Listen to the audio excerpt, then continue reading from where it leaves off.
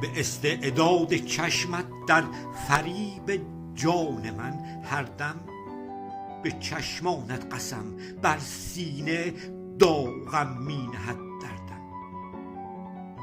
درد تا درد دل با داغ و سوز و ناله و شیون، شود افزایم بر ادعا در عشق تو مردم. مرادم می دهی با هر فتوحات لب شیرین، به تنبیهی که با طعنه رسی بر صورت زردم.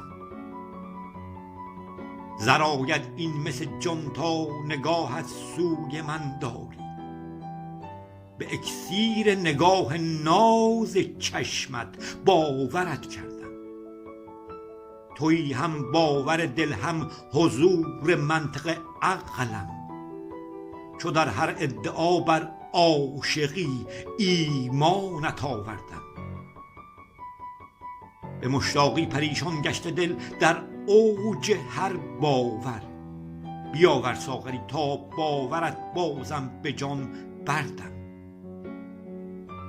به هر سر در غذا من با سرم با ساغری گلگون، غذا بردم جدل کردم به فتح این سر سردم.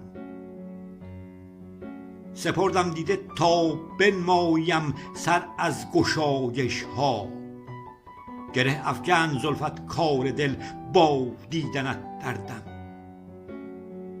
گشا این عقده های عقد بسته بر زبانم را، که من از ناتوانی در بیان بسیار افسردم.